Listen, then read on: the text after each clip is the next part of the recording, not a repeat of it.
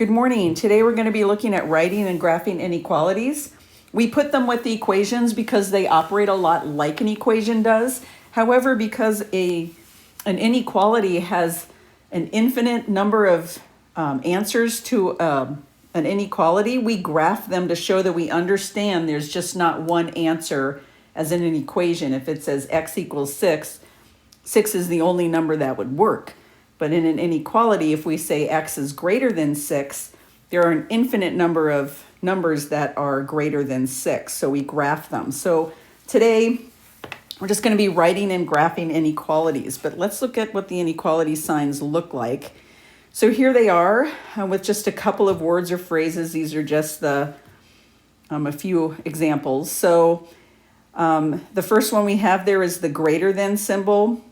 I always like to say the inequality opens up to the bigger of the two things. So if the variable is bigger, it's going to open up to the variable. If the number is bigger, it'll open up to that. The next one is less than, and then we have greater than or equal to. So if you have the line underneath it, that means it is equal to it also. And then the next one is less than or equal to.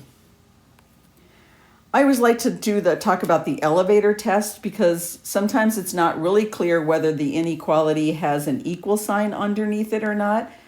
So I look at the elevator test. Does the situation fit the elevator sign? We've all gotten on an elevator and it says elevator capacity, 2,500 pounds, do not exceed, that kind of thing. So when you get on the elevator, you have to decide, does the number included or is it not? Will the elevator move or will it not? So if you're looking at this first example, it says you can have at least 3 puddings. As your mother says, you can have at least 3 puddings. Well, if you think about the elevator sign, if you got on the elevator and it said you can have at least 3 puddings on the elevator, can you have 3 puddings? Yeah. So you can put the inequality can have an equal sign underneath it because it includes that number 3. If you look at the next example, though, it says you can have less than 3 puddings. So your mother says you need to have less than 3 puddings. So can you have 3 puddings? No, you have to have less than that. So there will not be an equal sign in your inequality. So kind of refer back to that elevator and test and sort of in your mind, should it have an equal sign? Should it not? Just think about the elevator test. So when you're graphing them, we're going to graph them on a number line. You can see that the less than and greater than symbols, when we say you graph them, the circle is going to be open because those numbers are not included in the solution set. And this will make sense when we get to graphing them. And then the greater than, less than, or equal to, it's going to be a solid circle because those numbers are included in the solution set. And by making it solid, you show the reader that you understand that number is included, whereas if it's open, it is not. So when you're looking at these just real quickly, open or solid, refer back to that other page if you need to. So the first one says x is greater than 7. This one's going to have an open dot because there's no equal sign underneath it. Whereas the next one is going to have a solid circle because it has this equal sign, which means the number that is a solution to that inequality is included in the solution set.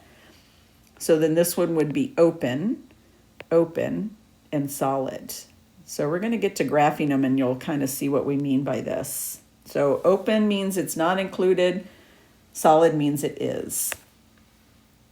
So when I say graph the inequality, I always just start with a clear number line. I always put 0 on it just so you can show, that you understand that, where it's going to belong, where the number belongs in relationship to 0. So I'm looking at this and I know my number is going to be 6. So I know 6 is up here. I'm just going to start with that. And then x is going to be less than 6. So now my first thought is it an open circle or a closed circle? Well, there's no line underneath there. So I know my circle is going to be open because 6 is not part of the solution set. So if I put 6 is less than 6, that's not true. So my circle is going to be open. Well, all my numbers that are less than 6 are to the left. So that's what we mean by graphing the inequality. That shows all of the numbers less than 6 are part of that solution set. There are too many to list, so we just show it on a graph. Here my next one is -2 is the number I'm working with, so that's right here in relation to the 0. First thing I have to decide, open or closed. There's no equal sign, so I know -2 is not part of the solution set, so it's going to be open. S is greater than -2. Well, I know all the numbers greater than -2 go to the right. So then here we have a next one. T is greater than or equal to 4, so I know 4 is the number I'm working with. 4 is right there. This one has an equal sign underneath it, so I know my circle is going to be solid, because if I put that 4 in here, 4 is greater than or equal to 4. Well, is 4 equal to 4? It is. So it is part of the solution set. So I put that circle as solid, and T is bigger than 4. So all my numbers bigger than 4 are to the right. This next one, we are dealing with -7. So -7 is down here. The next thing I have to decide, open or closed. Well, there's that equal sign, so I know my circle is going to be solid.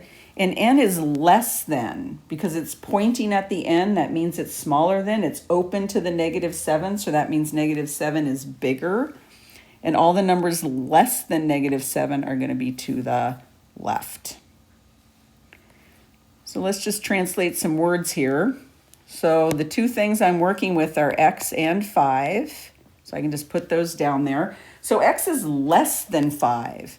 So that means x is going to be smaller than 5. Remember, it points to the smaller thing. Now I just have to decide, is it equal to or not? So you get on the elevator, it says you have to have less than 5 people. Can you have 5 people? No, you cannot. It has to be less than 5.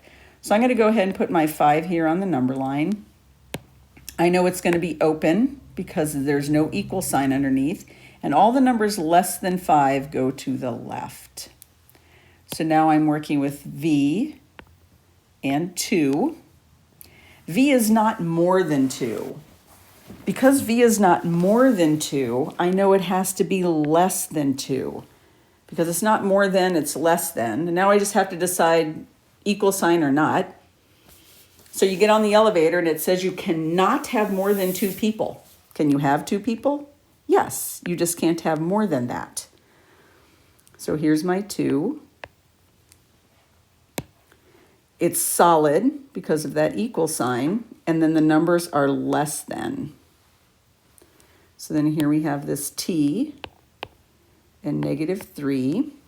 So T is at least 3.